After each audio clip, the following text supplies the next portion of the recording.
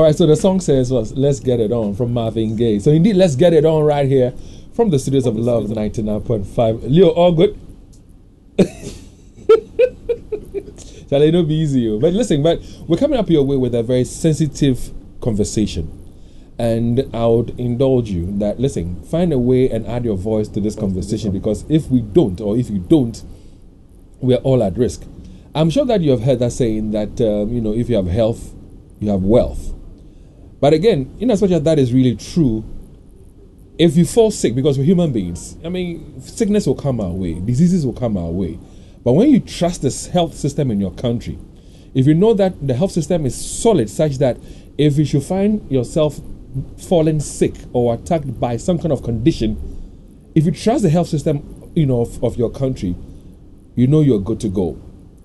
Let me zero into the Ashanti region, because here in the Ashanti region, at the Kofoanochi Teaching Hospital, there's only one functional MRI machine. I guess they were told that by some radiographers and radiologists who joined us for a conversation. We have only one MRI machine that works. Aside from that, the whole Kofoanochi, there's only one CT scan machine that works. Now, as if that is not enough to make us worry, the whole Kofoanochi has only two functional dialysis machines. Only two dialysis machines that functions at Kofoanochi Teaching Hospital. So if you look at the number of people who have problems with their kidneys and they will need dialysis to help, cleanse their system, if they go to the hospital at Kofoanochi and the two machines have been occupied by somebody or people who are also, need their system to be cleaned for them, it means that they would have to wait. Now, we all know how expensive dialysis is. So some people, not through any fault of theirs, will skip some sessions. So imagine somebody who has skipped a session or two, gets to Kofoanochi, and people have also occupied those two functional machines. It means that person would have to wait for some time for his turn or for her turn. That is dangerous. Now, this has prompted Dr. Elliot Tano, who we all know to be a nephrologist at the Kofoanochi Teaching Hospital, to appeal for more dialysis machines. So knowing that this whole Kofoanochi, that was constructed at 1954, has only one MRI machine, has only one CT scan machine, and only two dialysis machines, how does that make you feel? How does that make you feel? What comments do you have to make, or do you want to make about it? Our WhatsApp number is 055 Spend some time and share a thought on this. We are live on Facebook on LUV 99.5 FM, so join us on Facebook as well with your comments and your thoughts. Now, the very gentleman, that fine doctor who appealed for more dialysis machines to be brought to the dialysis unit at the Kofoanochi Teaching Hospital, is joining us via Zoom, and he's going to be telling us why he's calling for more dialysis machines to be brought to Kofoanochi. Dr. Tano, good morning to you. Morning, David. I hope you're fine. Well, I'm well. Only I miss you. I know you're far away from Ghana, but I miss you so much. And thanks very much for making time to be with us. So I read this article, of yours asking for more dialysis machines for the Kofoanochi Teaching Hospital. That is a dialysis unit.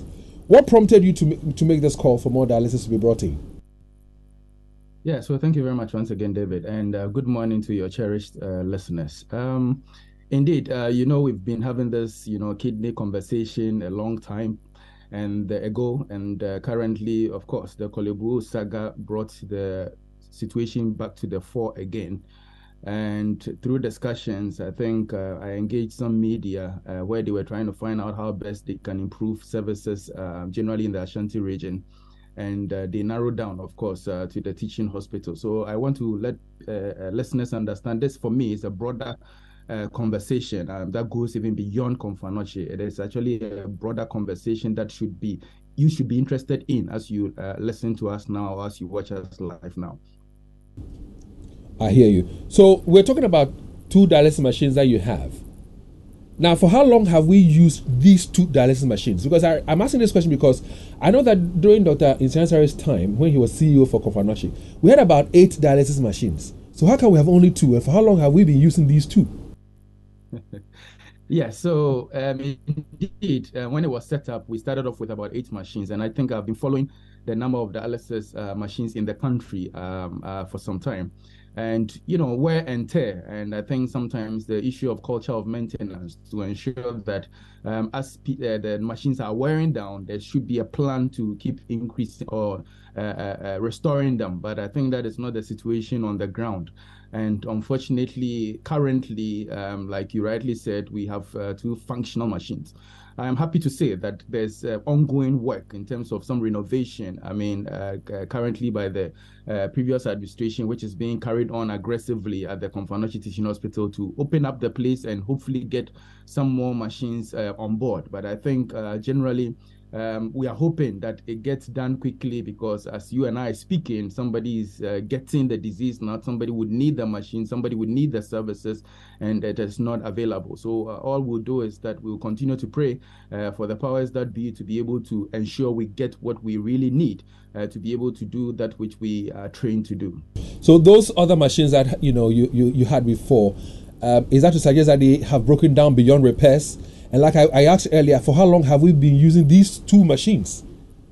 So so what happens is that it goes gradually. All right. So it was at a point, okay, one or two will break down and the servicing, and then we got some company, Nipro, some time ago, somewhere around 2015, 2016, bringing us some 5 machines. So yeah, we bounced back to our 8 again around that time. And then over the period, in fact, the last communication, virtually all the Nipro machines are not working now. And sometimes it is not necessarily because they are not working. Sometimes it's because they're consumables and the partnership sometimes with the providers in terms of payment, so like the Kolebu situation, it's not like they cannot dial, the machines are there. And that is why I need people to understand that it goes beyond just machines. So when people hear this discussion, I'm sure the next we are going to hear is that people donating machines. Well, people should understand that it's not just donating machines. All of these things comes with its attendant, resources, and attendant consumables that has to be used, attendant health workforce. And that's actually another thing I really want to hit on as we continue in this conversation. So that is holistic. But talking about the machines generally, that too, we probably have been going for probably about a year or so. So let's paint this picture. Imagine the two machines have been occupied by people who need dialysis. So they are on it. They are being, I know the word you guys call it, that they're having dialysis done for them.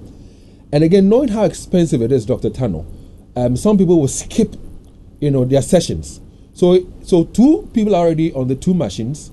Somebody comes in having skipped 2 sessions already. Is supposed to be on standby, waiting his or her turn to go on the machine. What does that mean to that person who has a kidney problem, who has missed 2 sessions already? Yeah, so David, that scenario you painted is an hourly scenario, it's a daily scenario, it's a weekly, we see it all the time. And it's all because even the people who are on admission, we have situations where you have more than 2 people needing, acutely, we call it dialysis, and they will not be able to. Sometimes you find me calling the nurses and negotiating, oh, I beg, as for this patient, try and manage some 1 hour craft for the patient, to be able to, because if we don't do it today, I cannot guarantee this patient will be alive tomorrow.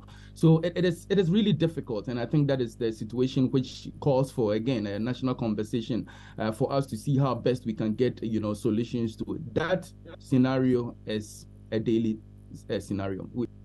It's virtually what happens every day, and that makes us sometimes very uncomfortable. And again, that is why the moment the patient has been discharged from the hospital, then they may have to find a peripheral facility to attend, or else then they will have to come and keep queuing and keep waiting, and sometimes they cannot be sure, because if you come from outside, and of course, there's an ICU patient, or there's a patient who needs it more than you.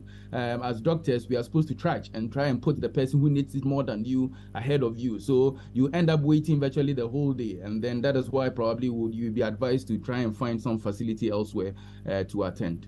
Are they able to afford facilities elsewhere? And if they are not able to afford facilities elsewhere, what does that mean to their situation? Very good question. Indeed, the answer to that question starts from are patients generally able to afford even the care at Komfo Teaching Hospital? Some evidence that we had in Komfo actually showed that about 80% of our patients who come needing dialysis cannot afford. So that is actually where it starts from. So there's 20 or so percent we are talking about are people who can afford. And again, because it's Confirmatory rates, probably they can manage to afford. You tell them, okay, to go private, then it becomes a bit more expensive, so then you are taking some off.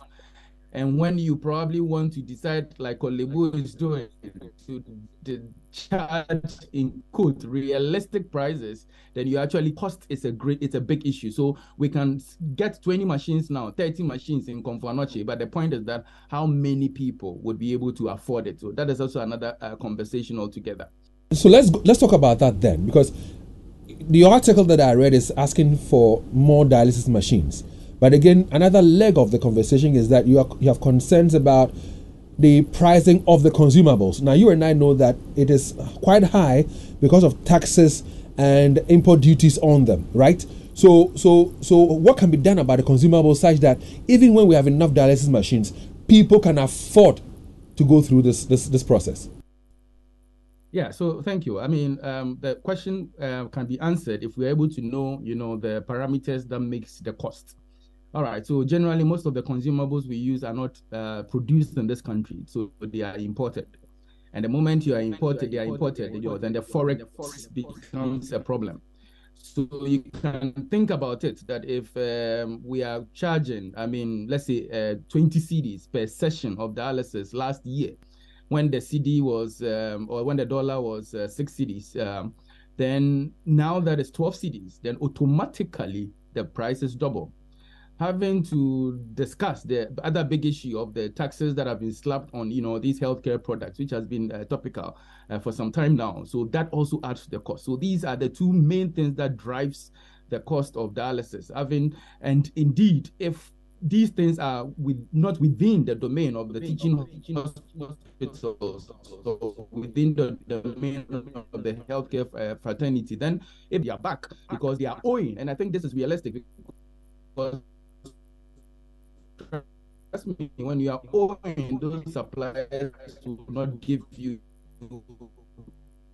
the consumables because they will tell you they can also not are just expensive. So I think that one, we need to take care of those taxes. I think that is one that is within the government's power. And I believe, of course, the what do you call it? The exchange rate also is within, in my opinion, the government's power to be able to ensure that our city is strong enough.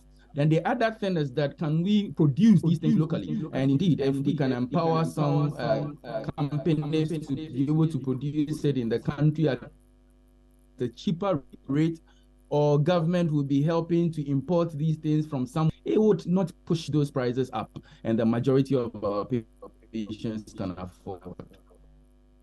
Well, we're having a few challenges with the connection, but Joel is trying to fix that very problem. But Doc, my next question to you is this. Now, there are people who are calling for it to be added to the health insurance treatment. And I've heard Muntaka, for example, say that if care is not taken, yes, we will say it's on health insurance, but if it just was sitting on the health insurance, they will not be able to really give us the results that we're looking for. So, which would you prefer? Reducing taxes, reduces income duties on it, or put it on the NHIS? Which one would you opt for? David, why would I not go for all? Oliver would always ask for more. Anything that would inure to the benefit of my patients. I mean, yes, I'm going for all. And the discussion as to it being on insurance, I think it's way past, because that is actually what is supposed to be the case. And indeed, we knew some time ago that for these patients who come acutely, and what we are talking about is somebody who is well, who probably gets an accident or gets an infection and comes with an acute damage to the kidney. Ideally, that is on the insurance and is supposed to be taken care of. But guess what? When we present some of these to the authorities, they say, dialysis is expensive, so they don't pay for it.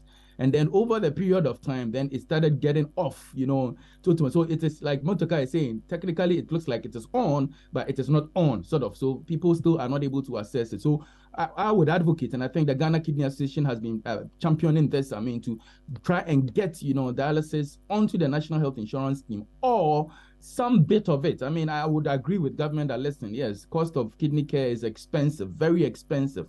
But then, is it possible that we can take some part off, that, listen, if it's going to cost X amount of money, government can waiver off, let's say, half, or maybe you need 3 sessions of dialysis. Oh, government can say, okay, we can only take care of 2. And in my last paper, I actually wrote that countries that have similar DPs like us, Kenya, Tanzania, and East Africa, are able to afford some form of dialysis, for their people. So the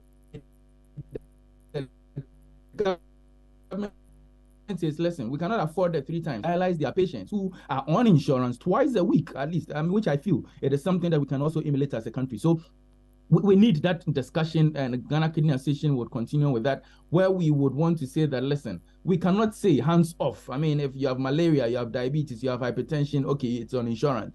But woe betides you, the moment you get kidney disease, you're on your own. I mean, that is not fair. And that sad aspect is the fact that kidney disease is affecting young people, economically active people.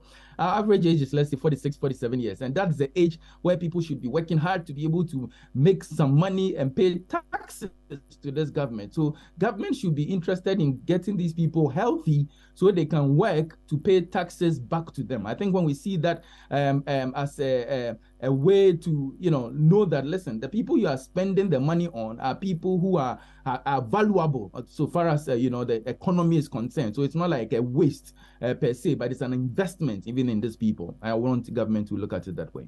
Pray that government will look at it that way. But Dr. Leotano, tell me this: how come Kolebu shut down for well over 5 months and Kofanoche has been running? What are people doing right such that you have not shut that unit yet? Thank you very much, David. I hope my connection is right. I think it looks like it's a bit delayed, so I'm not sure I'm being heard. Fine now. Initially, we had some hiccups, but we're fine now. Hello, David. Yes, I'm saying that initially we had some challenges, we had some hiccups, but now we're fine. Okay, great, superb. All right, so why have we not shut down? Because we still have to work in, so we have to keep going. Why have we not shut down? Because we believe, I mean, in the current administration and what the plans they are putting in place currently. I pass by the unit every day and I see people are, still grinding, and, you see some work going on. So I think it gets us some satisfaction to know that, listen, in the shortest possible time, I'm not sure what the timelines are, but we hope and believe that we should be seeing some light at the end of the tunnel. But then again, the other factor which I am again concerned about, looking at it, from a generalist or a systemic view, is the fact that we also need a lot of health workforce. Indeed, I mean, when we used to operate, let's say, the 8 dialysis machines, we had all these hard-working nurses who are ready to learn. We would teach them. They are doing things right. Our outcomes were good and all. But guess what, David? All of them, or virtually all of them, are on their way out of the country now. Most of them have left. The rest that are hanging around with the requisite know-how, trust me, David, they are hot cake in the UKs and the US and all. They are hot cake because, dialysis is a specialized area. And if they know that, people who are trained in Ghana are good, they just, take them all out. So there has to be that conversation also, or else what I'm afraid is that afterwards we have all the 20 machines, and guess what? The conversation will be, who are we going to work with? We need some requisite staff to be able to manage the place. Technicians, you need dietitians, you need people who know well about kidney disease. And again, even for the doctors also, as nephrologists, I mean, our numbers are also extremely few. And again, we need a lot of training into some of these subspecialty areas to be able to ensure that we deliver the best of care for our patients. Well, I didn't hear an answer to my earlier question. I'll come back to it. But where you have also landed on right now is another area of concern, where you're talking about the fact that the trained and experienced hands are the ones that are leaving. Doctors, nephrologists are leaving, trained nurses are leaving, dietitians are leaving. I don't know whether you are going to be leaving too, but what will it take for them to stay and work and serve us? David, now, I mean, some 2-3 years ago, nurses used to go and picket, at finance, finance, ministry, asking for, them to just be employed, So I think it's all the bottom line. I mean, if people would be able to get what they deserve, I mean, to be around again, I mean, that's a big question. I mean, I keep being asked, Elliot, why I see you still here? Why are you still here? But, we are trusting that we are here because, some of us believe we've been called to be here to do the best we can under the circumstance. But again, sometimes it becomes a bit pushy and how personally I vent my anger is to try and make sure the next person does not get kidney disease. So with all the engagements I've had with you, what I'm so passionate about is, trust me, listen, the system might not be perfect anytime soon, but nonetheless, what you can do for yourself as an individual who is listening to us now, who is watching us now, is to prevent yourself from getting the disease in the first place, prevent your family from getting it in the first place, and then this will not become an issue. But trust me, the way kidney disease comes, unknowingly without symptoms, people are always caught by surprise. And that's why I keep saying that keep checking yourself once in a while. Don't just walk around and say, I am healthy. That is not helpful, because more often than not, a lot of patients that I see, they will tell you 3 months ago, I was very healthy. And you are seeing them now and the kidneys are like totally gone, where now they need dialysis and then they cannot afford. So for me, that is the passion, to ensure that the next person does not get it, for us to even talk about this dialysis and all of that. And then again, the next bigger conversation is that, listen, if you don't have a lot of dialysis machines and we are able to build our transplant program, so people get the kidney disease, they're on dialysis for a short period of time, and then they get a donor, they get their kidneys, fixed for them and all of that, then the traffic will be moving, so to speak, for the few who would end up getting, the kidney disease. Then we wouldn't have a big conversation on this. But all of these places, from the prevention, from the healthcare system, from the dialysis issues that we have just discussed, all with the way to the transplant, there are issues along all of these cadres. And that is why it is so important that as a people, we try to stop it from, nip it in the bud from the prevention point. As, some of us as advocates try to push, the government to try and do its bit, to be able to salvage the few who would end up getting kidney failure. Now, I know that you're outside Ghana. Should I cross my fingers and say you're going to come back home, or you're going for good? Oh, come on, David. I'm not going. I'm around. I'm not going. I'm just not in Kumasi right now, but I'm around. Just in Kumasi, you're outside Ghana. But let's do this. So, looking at our situation currently, I mean, Galamsey here, environmental pollution there, everything is basa. We are at risk by way of what we ingest in terms of drinking, in terms of eating. Everything is in a mess right now. So we are all at risk, in terms of kidney issues. Now, you talk about transplant, you talk about donors and all that. Have we educated ourselves well enough for people to be prepared and willing to donate a kidney? Because we all have two. Have we been trained and educated well enough to say, well, I'm going to donate a kidney for somebody? And do we have the right experts? I know you can do a great job, but do we have enough experts, personnel in the system to even help with the transplant when the need arises? Yeah, so of course, do we have enough of anything in this country? I don't know. We probably don't have enough. But the point is that it's always good to start from somewhere. And I have probably not been able to do a lot of education on transplant because the discussion typically ends, at dialysis, because you don't even, and then I take advantage like this to just chip that in for people to know that it is not as if when you get kidney failure, the only thing is dialysis. We need people to know that there's also another option called, kidney transplantation. And there are a lot of patients who end up, knowing this, from the healthcare system. Yes, when they come and they get it, we tell them so they will know.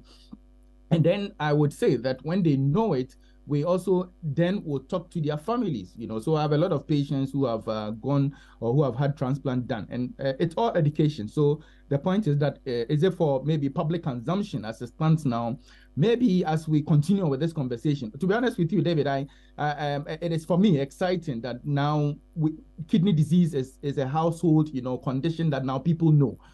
When we were discussing it some time ago, your normal patient or your average patient will come, and the first time they are hearing about kidney failure is when you are telling them. But now when I try to do a survey, I ask people, have you heard? Have you heard? They might know somebody who has had it, or somebody who came to the church to ask for some money, or a relative, or probably they had a relative who just died, or who is on admission. So now people, because they think it is a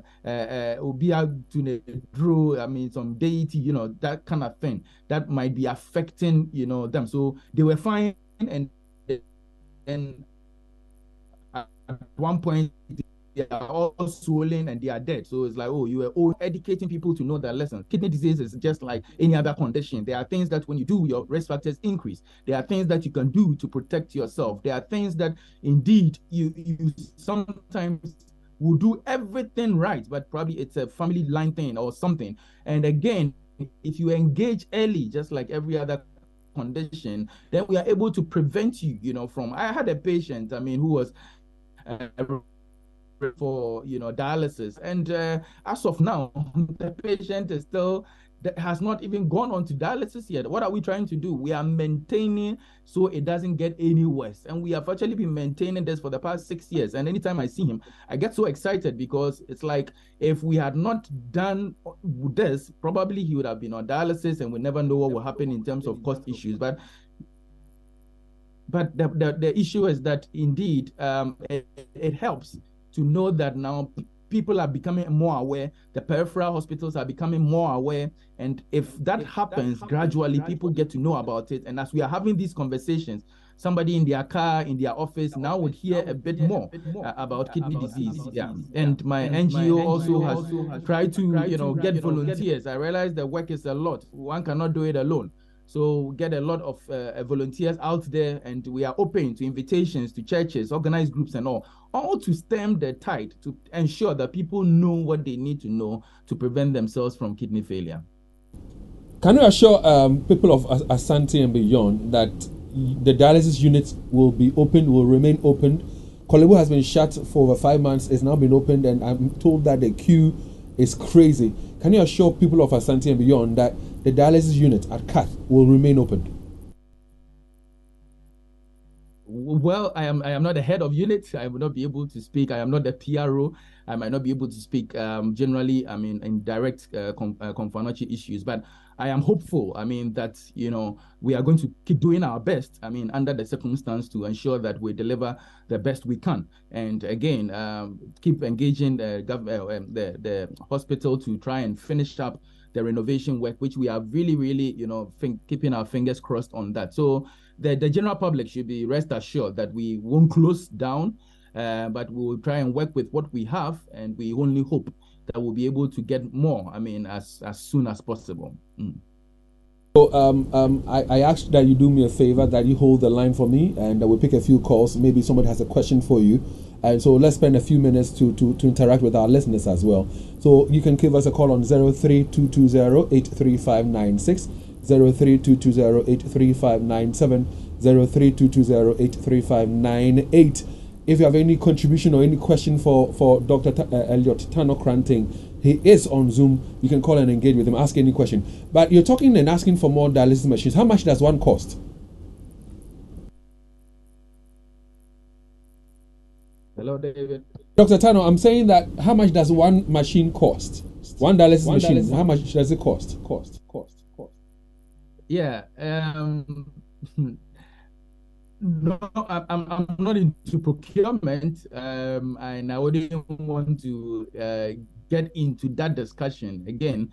Why? Because sooner than later, somebody will just be looking at it from just the dialysis machine, and I really want to run away from that, because the cost of dialysis goes beyond the cost of the machine. And I think that is what I've tried in the past 30 minutes to let people understand. So I don't know the numbers. I will not say that I know it, but the point is that I have a wishy-washy idea of how much it's going to be, but I don't want the discussion to go into that's cost per se, because or else then say, oh, we have bought one, then they come and put a machine there which is not even compatible with the consumables we have, and all sort of things. So if, in my opinion, if there's some support that people would want to support Komfo with, they're looking for renovation.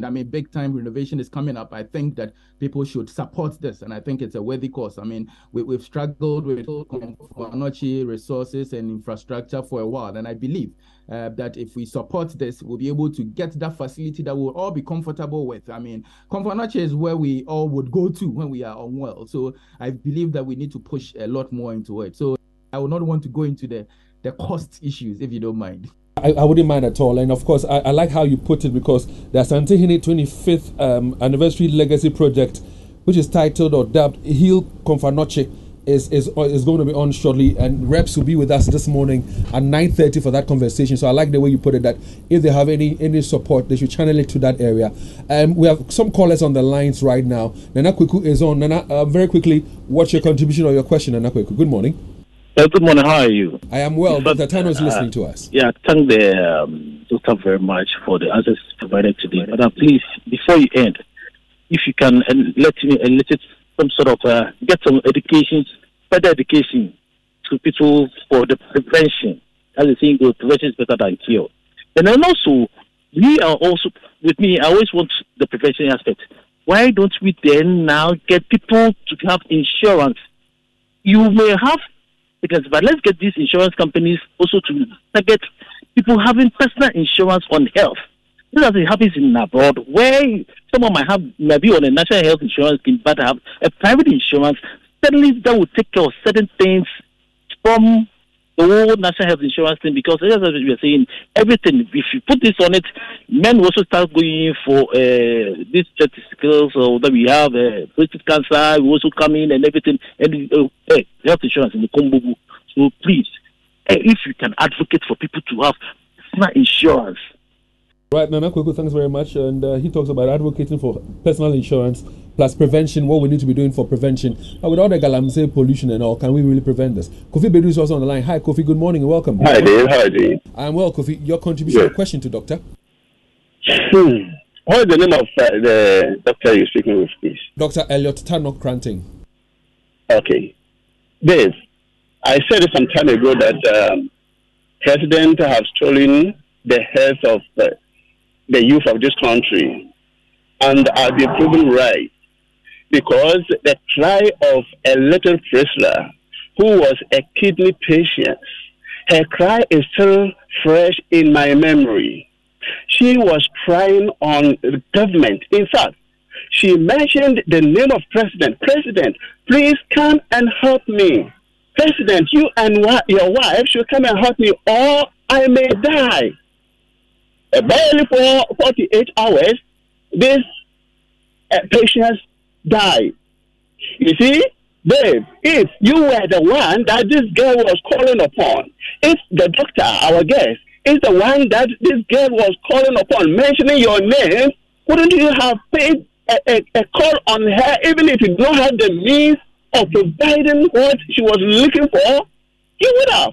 And President, gave her a death year. President doesn't care who closed down the unit, the kidney unit. Mm-hmm. Who puts those taxes on the drugs? It is the president. So all this brother at the doorstep of the president. President doesn't care about it. So Doc, how do you feel when you are losing patients right at your naked eye in your presence? When you are losing patients, how do you feel? President doesn't care. So tell me how you feel, because they are dying slowly. Tell me, how do you feel when you are losing patients? Kofi Bedu, thank you very much. I can feel the pain, and the frustration. I can feel it in your voice. We have Ken also on the line. Hi, Ken. Good morning. And listen, you can join us on Facebook on LUV 99.5 FM. Now, Kofi Bedu was mentioning the name of a young girl. She passed, unfortunately. She was only 15 years old. She was battling kidney problems, and then she had to be on dialysis. Her name, was Priscilla, and she was calling on government to come to her aid. Unfortunately, she died. If you join us on Facebook, you're going to see young Priscilla when she was alive, when she was engaging with multimedia, Joy, news and all that. Join us on Facebook on LUV 99.5 FM and get to appreciate the conversation we're having. All right, so join us on Facebook. Ken, let's hear you now. Like I used to say, there is no good morning in Ghana. But thank God we are alive to go out there and struggle by the courtesy of our criminal politicians who don't care about human life by themselves alone. David, for me, I think it's a question that I want to ask. But I know the real solution is to get a kidney transplant. And then my question is, how much is, and then how do they even get a kidney? And how much is it? That's the question I want to ask. And that is not for sale, is it? It's not for sale. And it's a donor that comes in to bring it up. And so let's speak to our next caller. That is Erasmus. Hi, Erasmus. Good morning. And Dave, good morning. Good morning, Erasmus. Let's hear you. And Dave, you see, I always tell you this thing. When I heard this story, I was sad. It's like we live in a country where leadership do not care about what happens to the youth who are supposed to work and develop this place. They don't care about anything of the youth. And sometimes when they come on air and they talk as if they care, I kind of I become so annoyed. We are in this country when Kolobu was shut down. Yet look at the money that was spent for this very elections they had. So Erasmus, hold the line for me. Just indulge me. Doc has to attend a program, so I'd like to wrap up with Doctor. Now, Doc, what will be your final words to us before you take leave of us? But before then, Nanakwego was asking about prevention. He was asking about personal insurance, and then Ken was also asking about the donors and how much it costs for the transplant and all that. Yeah. So thank you, and sorry I have to run, but. I think, again, I wouldn't want to go into cost, like I mentioned. And I think the one comment that I really liked is how I feel. And my brother, how I feel is how I will try and take time off my normal taking care of patients to educate you, to write a book on how you can prevent kidney disease. So I vent, like I said, I vent my frustrations and all on ensuring that you get to know more about kidney disease and prevent kidney failure. So I think for me, that is the best advice I can give. I have engaged David on several occasions, and myself and my team and volunteers, we keep doing that. So you keep watching the space and get my book also. And all right, so he has to go. He has to go. He has a conference to attend to, and so he has to go. But again, listen, you've heard enough from Dr. Elliot Cranton Tano. I don't know how that makes you feel. I mean, do we still have Erasmus on the line? Dave, I'm on the line, Uncle Dave. Let's hear you, Erasmus. Now you can go on and talk. Let's hear you. Yeah, and Dave, like I was saying, you see, sometimes I don't know what goes on in the heads of our leaders. Sorry to say, I really don't know. But all that I always say is that they don't care.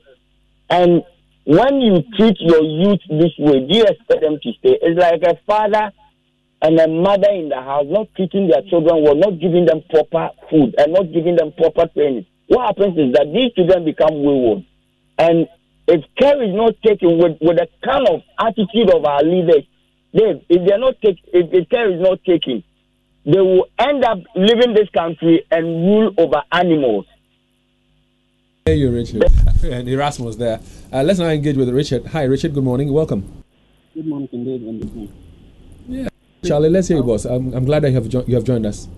Yes, I want to find out from Doc, what are some of the signs and symptoms that when you see you'll be suspecting that maybe you're having an issue with your kidney? And also, so Richard, unfortunately, doctor has to go, so he's left us. But what I can assure you of is this.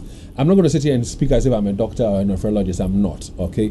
But I can assure you that he will join us when he comes back to Ghana, and I would have a more, extensive conversation, and they will get to know about, the preventions and all the other things, the signs and symptoms that comes along with it. All right. So please bear with us. Can just walk we'll have to any health facility and do a check on that.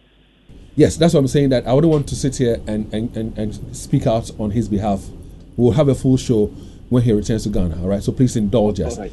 But basic things, let's keep safe out there. One thing he said is let's constantly check our kidneys. Let's do some checks. Chris, good morning. Hello, Chris. Hello, David. Yeah, Christoph. Hi, yes, sir, my brother. How are you, sir? My phone. David, I want to commend you. You are doing very well. Okay, you are solving humanitarian problems. David, as we eat and drink water and all that, as we walk around, we definitely fall sick. You go for checkup, and so you are trying to bring into focus the things that we are looking down upon, which can affect our lives. Thank you very much, David. Now that Nana Santini wants to help the big men, we are telling them. You see, the essence of living is to help others to also live and live well. Okay, so the big men in town, the big women, go to Kopanoche. Ask them what are the critical things they need. Buy something. Buy those machines that will help the hospital. You see, this whole thing about putting up those things, some are even buying lands in the bush for their great grandchildren. It's not worth it. Let's support. In fact, I would say that they should launch a fund so that we will all contribute something to help mankind. So for Nipa bro, Nipa Yari, if you're not careful and you are sick now, you get there, then you will die. You see, so we want to help. So they should launch a fund, they should support Nana Sante in his plan order, so that we can put Kopanoche Hospital in a big shape. It is a referral hospital for Christ's sake. So we should all support. Thank you very much, David. All right, thank you very much, Chris, and those were his thoughts as well. But like we said to you, listen, we're going to have a full show on this because, listen, we are all at risk. We're all at risk, so we'll be having a full show on this. But like I said to you, the Ashanti 25th Anniversary Legacy Project is about to be launched. It's dubbed the Hill Confanoche Project, and representatives will be with us this morning for us to have a conversation. Now, if you have somebody who would like to help, you can call yourself a philanthropist. We'll tell you how you can support. Maybe you can adopt one of the blocks and put something in there. Meanwhile, Anointed Electrical Engineering Services is here with some good news. Now, listen. Anointed Electrical Engineering Services Limited is into sales of ultra-silent generators from 5 kVA to 2005 kVA, and they also undertake maintenance and repairs of all kinds of diesel engine generators. They also stock genuine spare parts of all kinds of various generators and also do generator rentals. So this weekend, all right, if you, let's say you have a party, you have a funeral, you have a church service, and you're not too sure as whether the power would stay on or not, listen, get a generator for it. If you're going for a place or to a place where there's no power, you can rent a generator from them. You can find them here in Kumasi at Asokwa. They are at the TAT yard off the Ak Mayanka Road. In Accra, their head office is at number 77 Anointed House off the Odoko Malam Road. You can call them on 0243 480 334 or 0544 340 589. Meanwhile, question is, what is your preferred color of tank? Well, Syntex has it. What guarantee do you want? Syntex has it. What kind of inner layer do you want? We're talking about double, triple, quadruple. For your information, as many inner layers as you want, Syntex has it too. So remember, no matter what your water needs are, Syntex has it. Syntex tank, you're strong, you're tough. And for your information, they have over 300 agents nationwide. All you need to do is to call 0244 335 168 just to order a tank. It is 0244 335 168. You can visit Syntex on social media at Syntex Ghana or shop online on www.syntexgh.com. Syntex tank, and you're strong, and you're tough. Now, there's only one drink that I prefer. It's called Bigo Cola. So wake up to a new taste of Bigo Cola. Nothing comes close to Bigo Cola. It's a drink of joy, both cold and sweet. Bigo Drink is a range of soft drinks developed, bottled, and distributed in Ghana by Trillium Industrial Ghana. Now, Bigo Cola drink offers a great taste and superior value to consumers. Now, for your parties, your weddings, your funerals, and all other occasions, reach out for Bigo drinks. For the school children, I bet you that is the drink of choice. So anytime you want a drink to quench your thirst, reach out for Bigo Cola and get the taste of nature. For bulk purchases, you can call 03221 90877. Don't forget that Christmas is coming, so stock up. And like I said, it's a quality product from Trillium Industries. Now, Africa World Airlines, your CIMG Domestic Airline of the Year and Hall of Famer for the 5th consecutive year, just launched their brand new mobile app. It's now super easy to book your flights, make payments, and check flight status all on your iOS or Android device. Thank you for choosing African World Airlines for all your travel needs. Africa World Airlines, touching Africa, touching their world. Now, do you want to go study abroad? Do you want to travel out? Well, are you looking for an opportunity to study abroad? Are you facing challenges in your applications for international admission, visa, and general travel? Astolinks International provide advisory on overseas education and general travel and immigration issues. Now, they have specialized in countries such as Australia, UK, USA, Canada, Ireland, New Zealand, and many more. They also offer professional advice on general travel and tours. Locate Astolinks International at 4A Popo Street. That's in Accra at East Legon, adjacent Melcom. Here in Kumasi, you can find them adjacent basement. They are at the basement at the Kumasi City Mall. And at the Liberation Road, that's if you're in Takrady, call 0550-199-991. 0550-199-991. Visit their website, www.astolinks.net. Well, later on the Super Morning Show this morning, the conversation is going to be on leadership. Yes, leadership. Where do bad leaders come from? And how do we stop them or avoid them? That's the conversation on the Super Morning Show. It's all about leadership. Stay tuned.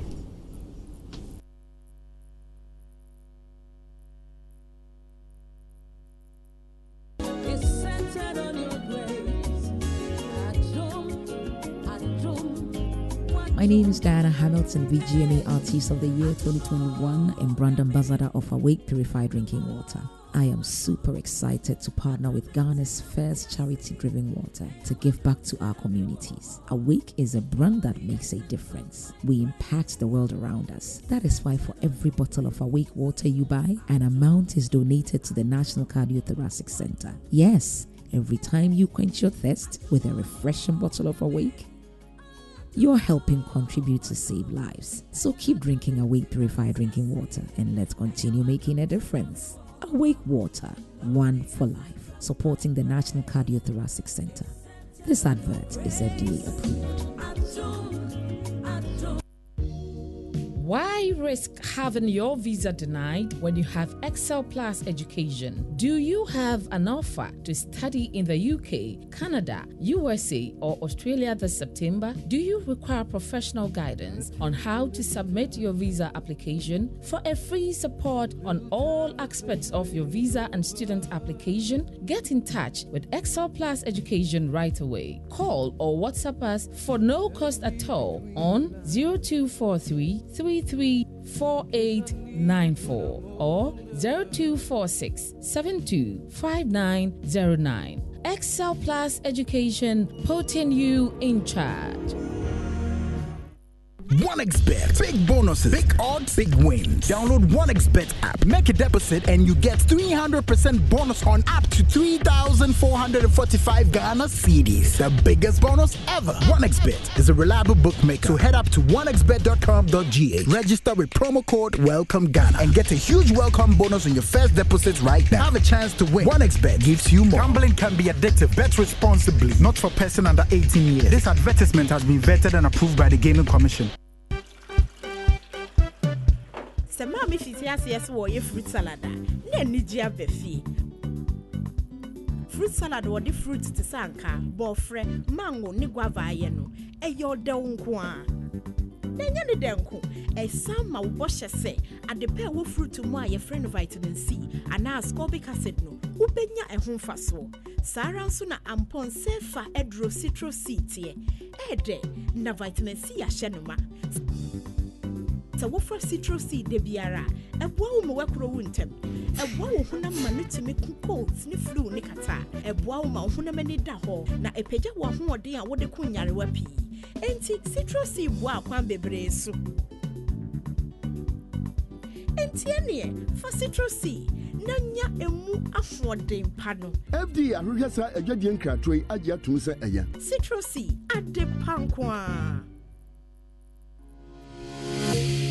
Hi Ghana, are you ready to take your education and IT skills to the next level? Look no further than the Jackson Institute. The Jackson College of Education offers a range of programs, including a 4-year Bachelor of Education, a 2-year top-up, and a 1-year postgraduate diploma in education with flexible fee payment. We have the Jackson Institute of Technology in partnership with NIIT India, providing all forms of IT courses. The Jackson Institute of Innovation and Leadership also offer business administration courses with varied options, all accredited by the British Accreditation Council. We also offer IELTS tuition, CIMA, and continuous professional development courses for professionals. If you're a nurse or tertiary graduate looking for international opportunities, Jackson Institute can help you. Call us now 0201 260 290 0201 260 290. Education and IT skills are just a step away. Jackson Institute.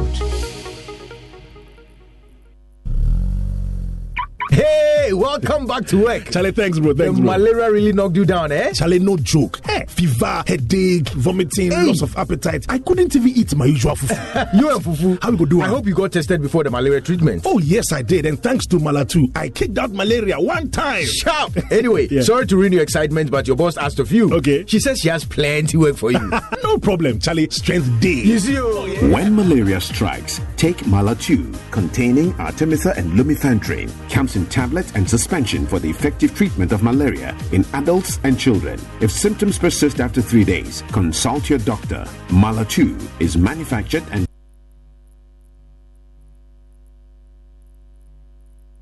lived leadership. Professor Stephen Ade. Prof, good morning to you.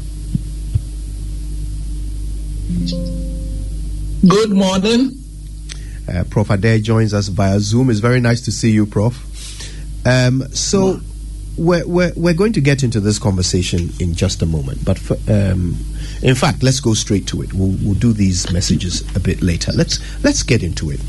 Prof, if you don't object, I'd love to start with you. And maybe we can set down some definitions. Prof, can you help us understand what is good leadership and what is bad leadership? It's very good that you have put it this way, because always people ask about leadership without distinguishing between good and bad leadership. Whether good or bad, the leadership has to do with creating a momentum among the people by setting a clear vision of where you want them to be within a certain time frame and mobilizing them to achieve that vision, dealing with obstacles in the way. That is what, and whether it is good or bad depends upon the vision, the methods used, and the results.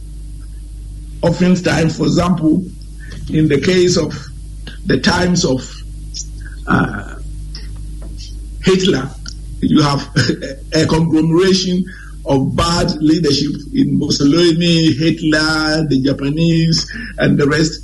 Whilst at the same time, there were very good leaders, especially like Churchill and the American presidents. So leadership is setting a goal or vision and mobilizing people to achieve that goal. And whether it is good or bad depends upon the vision you are aiming at, the methods you are using, and the end. And oftentimes it has to do with people's character, their capacity, and their care for the people they are leading. All right. So you introduce the factors that determine good or bad leadership, and you point directly to things like character and their culture. These are the things that will make the difference between whether a person turns out a good leader or a bad leader. Taka, I'd love to expand in that direction, because I said competence and care. Character, competence, and care. Thank you. Three C's. Taka, I'd like us to expand in that direction. Prof has sort of set us on a path. Character, competence, and care. So when we get bad leaders, and we are seeing a lot of examples of those in our society today, when we get bad leaders, help us understand, what is it about their character, their competence, and care that has gone wrong to make them bad? Thank you, Kojo. Really good to hear from you, Prof. And I love the way you framed the conversation in terms of the definition. Kojo, I think three things go wrong in terms of why we're seeing such bad leadership. And by the way, I think the bad leadership we're seeing is not the whole story. So we need to be very careful in terms of how we're defining the narrative of leadership in Ghana, where that narrative is not defined by the worst of us. But we can come back to that later. So let me tell you about the three things why I think we're seeing this bad leadership and tie it into the character, competence, and care. First problem is how we think about leaders. Prof gave us a very useful definition in terms of mobilizing people to achieve a vision and also thinking about the method. Part of the problem I find, however, is in contrast to how Prof defined it. When many of us think about leadership, we think about leaders as those who have titles. In other words, in our minds, the only leaders are those who occupy formal roles of leadership. Now that becomes problematic if we don't all consider ourselves as leaders with the ability to mobilize folks towards a vision, whether you have a title or not. So I can come back to that. So our first problem is we think of leadership purely as those with titles.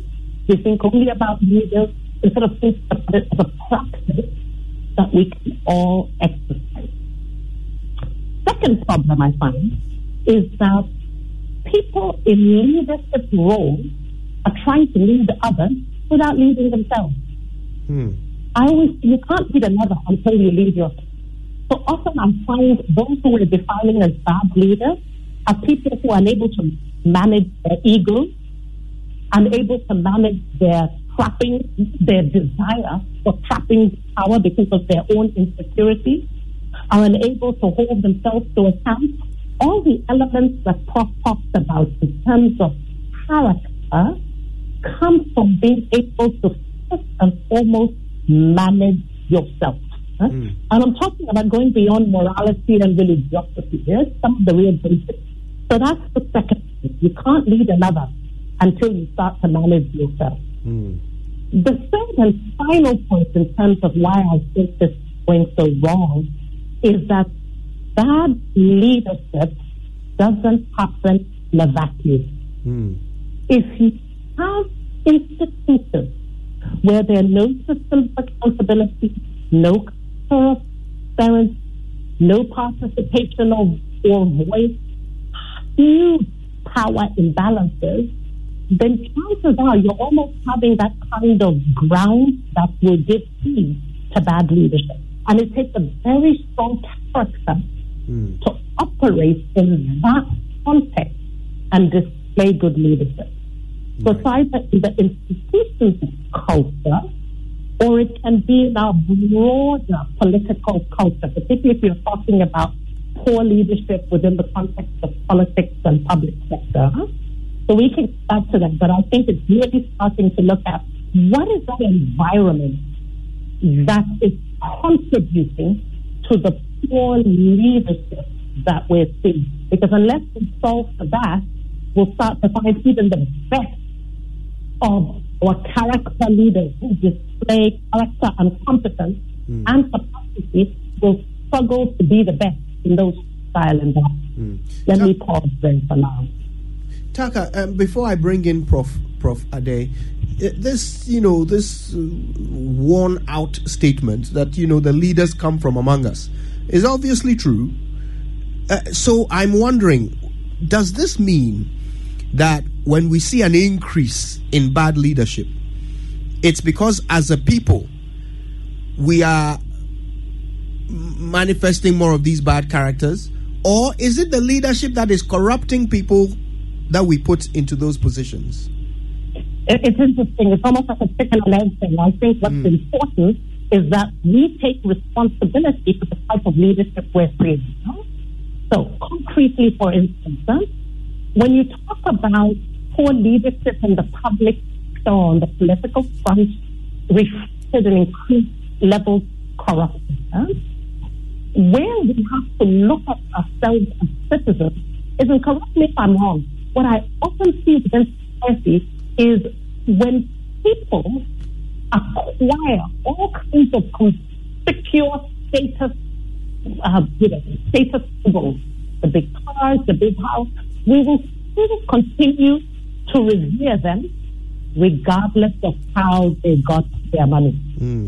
So we start looking at ourselves and starting to say, number one, how are we holding our leaders to account?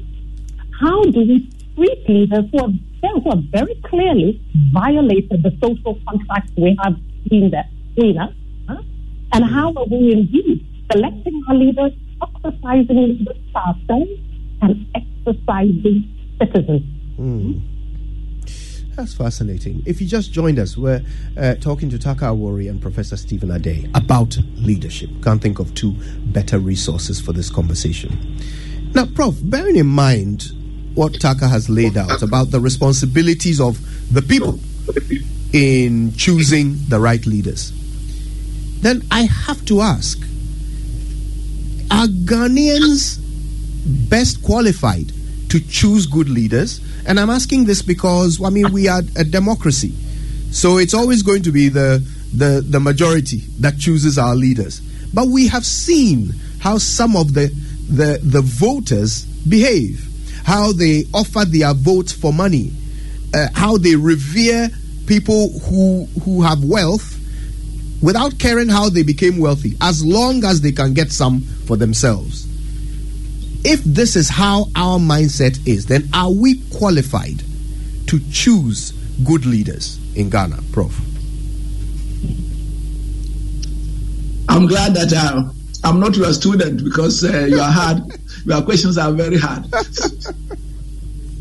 But on a more serious note, let me just make one or two. I've noted your comment on Taka, whom I really love what you're saying. We have to interact because I'm a perpetual student of leadership. But let me say that we must note that every society has got its downside culturally and its strong side. Bad leaders exploit the weak side, whilst good leaders try to manage the weaknesses and then emphasize the strong side. So don't give up on Ghanaians. Again, a second comment on what you said before I answer your question directly. There is, for example, our political leaders have so much exploited a cleavage in our culture, the poverty of the people, their hero worship, and the rest. And our values, which guided us in the past, has been so downplayed. When I look at the political process of selecting presidential candidates, just a few months ago, I was talking to somebody who is in the political space, and I said that we have created a situation whereby if someone does not have 100 million cedis, or probably even, and he says probably dollars, he cannot become a president. And I said, where did they get the money from? They steal it, or they have foreign alliances, or whatever it is. And we have seen the despicable display in some of the recent nominations of presidential candidates. Now, back to, I don't think that every society can elect or come up along the way with this type of leaders. Let me tell you that, for example, in Malawi, during the time of Mutarika, things went very, very down to such an extent that the president resigned from his